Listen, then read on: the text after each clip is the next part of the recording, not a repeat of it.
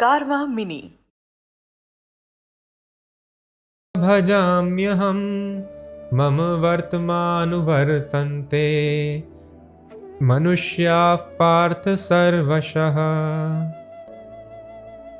All of them, as they surrender unto me, I reward accordingly. Everyone follows my path in all respects, O son of Pritha. Everybody has to do prapadyante, surrender to Krishna. But in which way a person is surrendering, that defines the reciprocation of Krishna and the result that the living entity is going to attain. There are some people who directly surrender to Krishna, they are called spiritualists, and some people indirectly surrender to Krishna, they are called materialists. What is the meaning of this direct and indirect surrender? Just like most of us, we are law-abiding citizens. We directly follow the instructions, rules and regulations of government. Those people who disobey, they are put into jail. In jail also, they have to surrender to government only. But such surrender is not very pleasant and it restricts their enjoyment and freedom. So everyone has to surrender to God. If we don't follow the laws of Lord very nicely, then we are given birth in this material world. And then birth, death, old age, disease, hard work, anxiety, lamentation, all these things follow us and our life becomes very, very miserable. So in jail also there are some pleasures. In jail also people play some sports. They play cricket, they play badminton, they get sometimes some newspapers. Sometimes there is feast also in jail. And if a person thinks, oh, this life is very nice, then he's foolish. He does not know what does he deserve. In a similar fashion, if somebody is satisfied with whatever little happiness he gets in this world full of miseries, that is not intelligence. But still, ye yathamam prapadyante. As a person, if a person wants to remain in material world, I guide him. Okay, you remain in material world. And if a person wants to advance in spiritual life, then again I guide. But everyone, mam vartamanu vartante, everyone follows my path. Everyone follows the dictates of Krishna and everybody is approaching Krishna only. Materialist does not know that I want Krishna. And the spiritualists know what I want is actually Krishna in my life. Now among the spiritualists also, there are three categories. There are Jnanis, Yogis and Bhaktas. So they are attracted to different aspects of the absolute truth. Vadanti tat tattvavidas tattvam yaj jnanam advayam. They are all called tattvavida, the knowers of absolute truth. They are not attracted by the false presentation of material world. They are attracted towards truth. But the truth is understood in three phases. Which are these three phases? They are called Brahma, Paramatma and Bhagwan. There is no difference at all. It is Advaya Gyan. It is one and the same thing, Brahma, Paramatma and Bhagwan. But it depends upon the perspective, the outlook of the transcendentalist. The example given in the Shastras is that of mountain.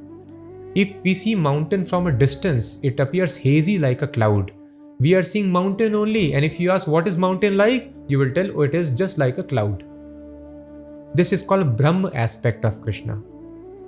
Krishna is spread everywhere in the form of his energy, just like the sun is spread everywhere in the form of sunlight. But if a person thinks sun means only light, that is ignorance. Sun means sun globe, and the light which is emanating, it is also part of sun, but still sun planet is different. One cannot tell sun means only sunlight. Sunlight is also sun, but sun is not just sunlight.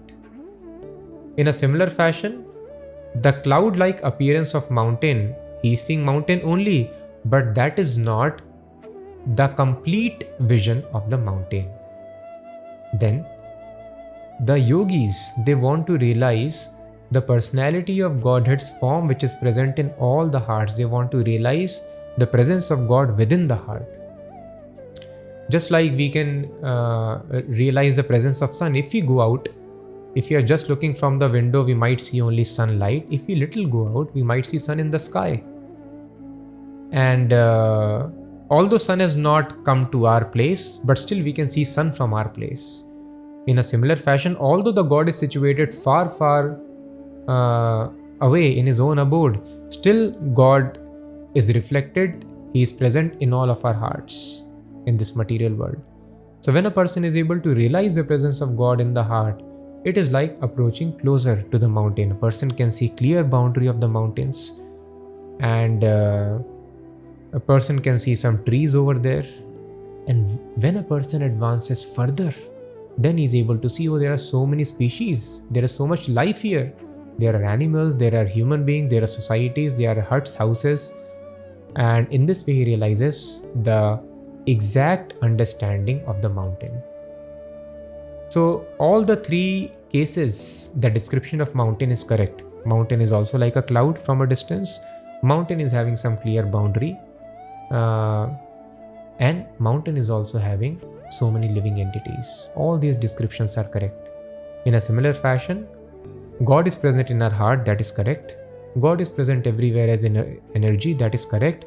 But the perfect understanding of God is that this God who is reflected in our hearts and who is present everywhere, these aspects of God are dependent upon His personality aspect, personal aspect, and that is called Bhagavan, person who is full of 6 opulences.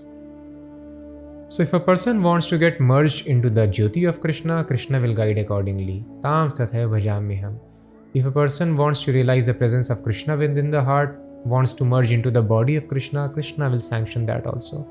And if somebody wants to become a devotee, engage in personal loving relationship with Krishna, Krishna will guide him accordingly. Whatever we desire, Krishna reciprocates. But we need to know what is best desire for us. That Krishna has revealed in the past, and Krishna will even more directly and clearly explain as the chapters progress.